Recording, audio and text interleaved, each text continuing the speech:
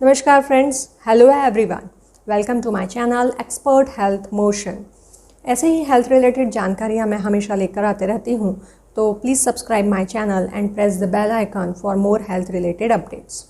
आज के इस वीडियो में हम देखेंगे, स्पेशली मैंने यह वीडियो जो बनाया है वह डायबिटिक पेशेंट्स के लिए बनाया है। सेकेंड वेव के बाद जिन्हें कोरोना हुआ था, ड्यूरिंग सेकेंड वेव जिन्हें कोरोना हुआ था, उनमें डायबिटीज़ अनकंट्रोल हो गया है, मतलब शुगर लेवल फ्लक्चुएट हो गई है।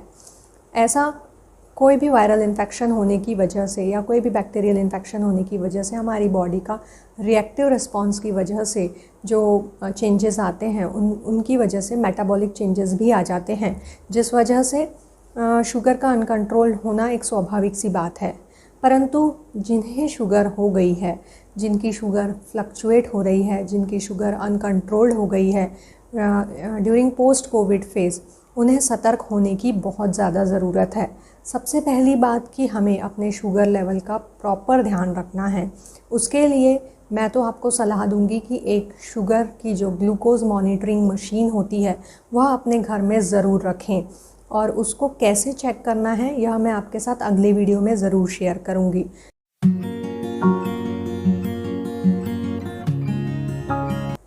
शुगर का मॉनिटरिंग बहुत ज़्यादा ज़रूरी है, तभी हमें यह पता चलेगा कि हमारी शुगर कितनी बढ़ी हुई है और हमें उसे कैसे कंट्रोल करना है। शुगर कंट्रोल करने के लिए सबसे पहली बात आती है वॉकिंग की। आपको दिन में 2 बार कम से कम 2-2 किलोमीटर की वॉकिंग बहुत ज़रूरी है। खाना खाने के तुरंत बाद आपको थोड़ा 10 मिनट का वॉक घर में ही बहुत ज़्यादा ज़रूरी है। उससे भी काफ़ी हद तक शुगर लेवल को मॉनिटर करने में हमें मदद मिलती है।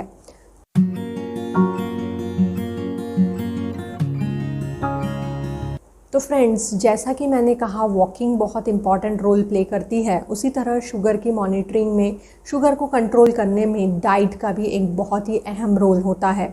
हमें क्या खाना है, कब खाना है, कितना खाना है और हमें किन चीज़ों का परहेज़ करना है, यह सारी चीज़ें हमारे डाइट प्लान में समावेश होती है।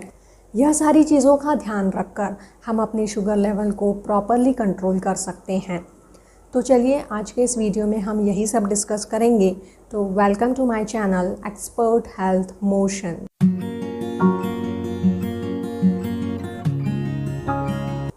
शुगर को कंट्रोल करना हमें इसीलिए भी ज़रूरी है क्योंकि आपने अभी एक नाम सुना है, ब्लैक फंगस।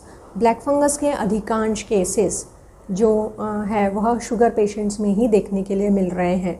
जिनकी अनकंट्रोल शुगर है, ऐसे 95% केसेस में ब्लैक फंगस का खतरा मंडरा रहा है। तो हमें तीसरी वेव तक आते आते अपनी शुगर को बहुत हद तक कंट्रोल करना है।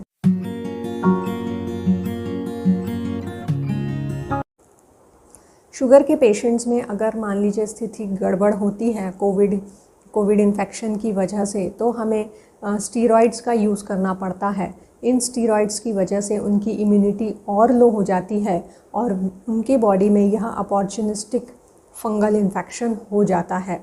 तो इसीलिए हमें शुगर को कंट्रोल करना बहुत ज़्यादा ज़रूरी है।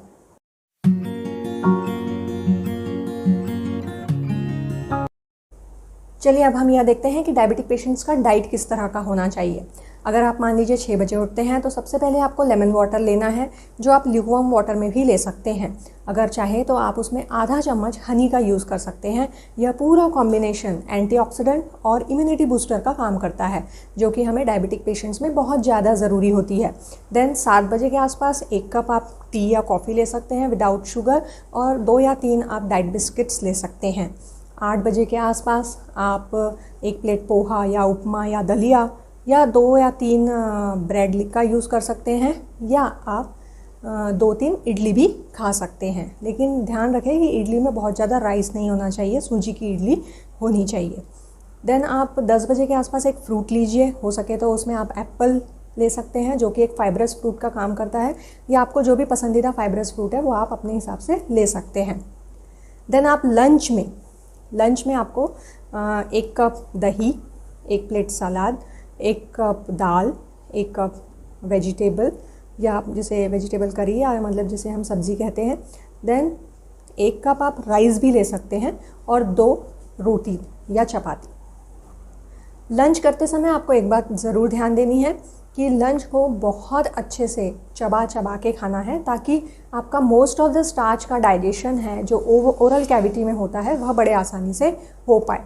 और खाना खाने के तुरंत बाद आपको पानी नहीं पीना है। अगर पीना पड़ता भी है तो थोड़ा सा गुनगुना पानी आप ले सकते हैं। खाना खाने के तुरंत बाद आपको थोड़ा वॉक करना ज़रूरी है।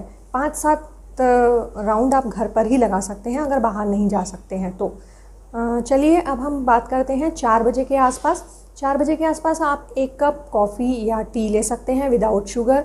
और वैसे ही मैंने कहा 2 या 3 आप डाइजेस्टिव बिस्किट्स या डाइट बिस्किट्स ले सकते हैं। देन अगर हम डिनर की बात करते हैं तो डिनर के टाइम पे आपको राइस लेना नहीं है, बिल्कुल भी आपको राइस का यूज़ नहीं करना है। आप दलिया ले सकते हैं, खिचड़ी ले सकते हैं, चपाती ले सकते हैं, लेकिन उसकी क्वांटिटी 2 ही होनी चाहिए। और रात के खाने के बाद भी आपको 5-7 राउंड जो है वो घर पर ही लगाने हैं। और रात में सोते टाइम आप 1 कप दूध में थोड़ा सा हल्दी डाल के ले सकते हैं। तो इस तरह का आप डाइट प्लान कर सकते हैं।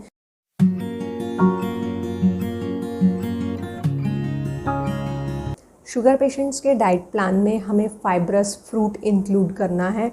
हमें ऐसे कुछ फ्रूट्स को अवॉइड करना है जो शुगर लेवल को बढ़ाते हैं, जैसे कि बनाना मतलब केला, पपाया, देन आम जो अभी इन सीज़न में बहुत आ रहा है। तो हमें इनके सेवन करते समय थोड़ी सी ध्यान देने की ज़रूरत है कि एट अ टाइम आप 1 केले से ऊपर ना खाएं। पपाया की 1 या 2 फांक आप ले सकते हैं, उसी तरह आम का भी 1 या 2 फांक आप ले सकते हैं, परंतु उससे ज़्यादा आपको नहीं लेना है। तो इस तरह का आप डाइट प्लान कर सकते हैं और अपनी शुगर को काफ़ी हद तक कंट्रोल कीजिए, ताकि आप आगे आने वाली वेव से कोरोना संक्रमित अगर इन केस हो भी जाते हैं तो ब्लैक फंगस से तो आप संक्रमित नहीं होंगे। तो यह जानकारी फ्रेंड्स जितना हो सके शेयर कीजिए और तब तक के लिए